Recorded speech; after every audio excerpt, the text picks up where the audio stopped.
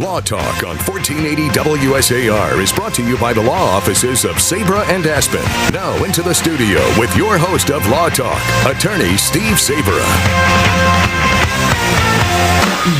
Good afternoon. This is attorney Steven Sabra. You're listening to Law Talk on 1480 WSAR. We do this show every Tuesday from 1 to 2 p.m. It's your opportunity to call in with any law-related questions. Good afternoon, Attorney Sabra. How are you today? I'm good. How are you? Not bad. Good. I'd like to say thank you for your free lawyer advice. Oh, sure.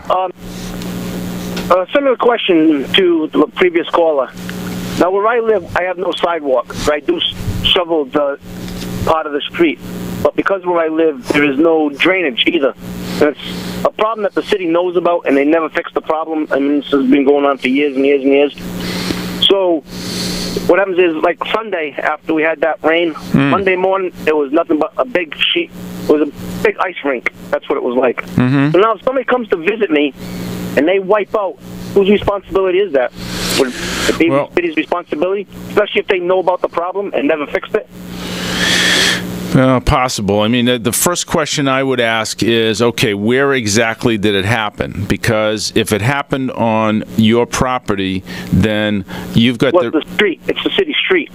So if it happens in the street, that's a whole other sort of analysis, because, and I'm glad you raised that point, because in general, if it's a snow and ice case and it's on a public way like a sidewalk or a street, then it's a couple of different factors that go into play. And first of all, if they're injured, there's a cap of $5,000 in damages. So it doesn't matter if you broke your leg and you got $80,000 in bills. The most the city would ever have to pay is $5,000. That's number one. Number two, with snow and ice cases with municipalities, meaning the city, town, etc., the statute also talks about the fact that the injury has to be only due to, in your example, the ice. In other words, it can't be due to the person's own negligence.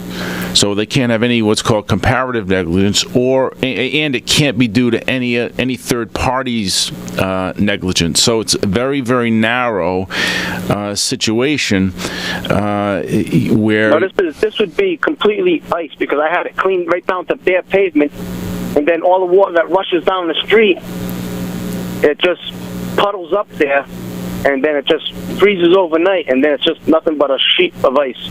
But like I said, it ponds up so much, and the city keeps saying they're going to take care of it, they're going to take care of it, and years down the road, and nothing has been done about it. And, you know, it's an ongoing thing. Does the water go onto, you're saying the water comes onto your property, or just the street is a mess? Well, it comes onto my property, too, because it runs right down the street and then runs right down my property because of the wetlands. So it goes, like, right through my property into the wetlands. But where I'm talking about, it's the street itself. Yeah. Well, the street, you know, it's kind of another issue too with regard to, the public works and highway department or et cetera that has to take care of those problems, unless it was something to do with a contractor way back building.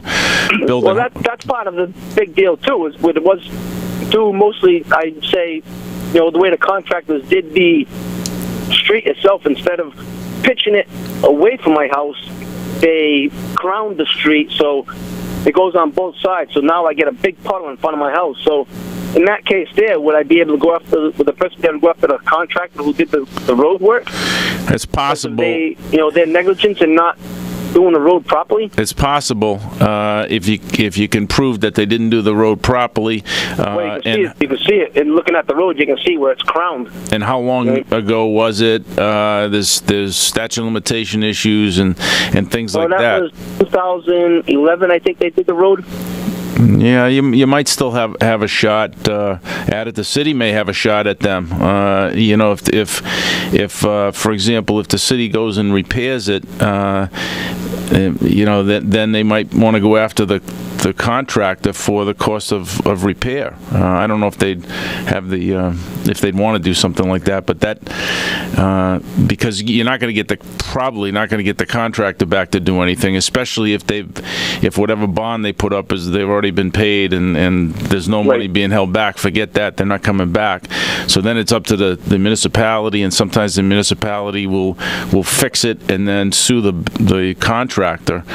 That's a possibility as well. I mean, if let's say the situation was that problem that you state caused water onto your property, and now somebody comes to visit you and they're on your property and they fall and they break. Well, the problem I have, like last year, well, not last year, the year before, it was due. I had water that came into my house because of the snowplow guys.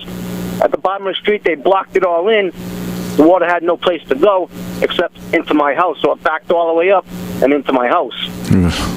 So if that case there, then I should be able to go after the plow driver, right? I mean, their negligence on plowing blocked the whole area, right? Yeah, it's possible. It's possible, and then you got to figure out if it's worthwhile to do it, and what's the cost of repair and all of that. I mean, that's all possible.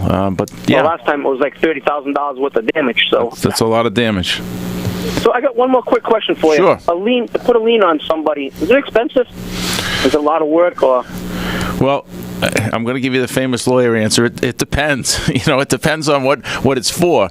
I'm a sales rep, and a person gave me a check. The thing bounced. I chased them around for a long time. It was for like $500. So for $500, it was putting a lien on them to try to get that money.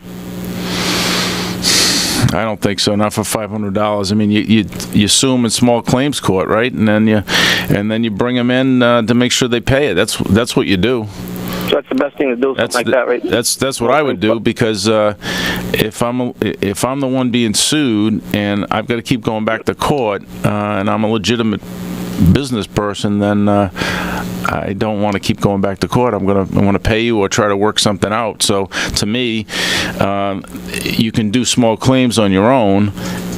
You get the form from the Justice Center, and there's a small filing fee depending on how much the claim is for, and you fill out the form. It's not that complicated, and then they're going to give you a date to come back in to court. Now, if I lost an entire day's worth of sales, and some of my days, $10,000 to $20,000 a day on sales, could I put that into there and say, look, this is what you're going to owe me, and put a more scare to them, and hopefully that they settle, or no? Well, you would lose that because you had to go to court? Right. No, I don't think that's going to work out for you. No. I mean, it would be, if a salesperson, if somebody did something to you where you lost all those sales, that would be a different story. But if you're losing the sales because of having to make a court appearance to get back the $500, that wouldn't be included. I mean, it's just easy to eat the $500. That depends on whether you want to bother to go to small claims court. That's kind of the big issue. Some people will do it and some people won't. That's kind of a personal decision. All right. Thank you, sir. All right. Thanks for the call. Again, my name is Attorney Steven Saber. If you want to reach me at the office, the number is 508-674-0890. Again, 508-674-0890. Mostly what I do is serious personal injury cases, workers' compensation, and criminal defense, but on Tuesdays. Every Tuesday I am here from 1 to 2 p.m. So think up your questions for next week. Again, my name is Attorney Steven Saber. You've been listening to Law Talk on 1480 WSAR.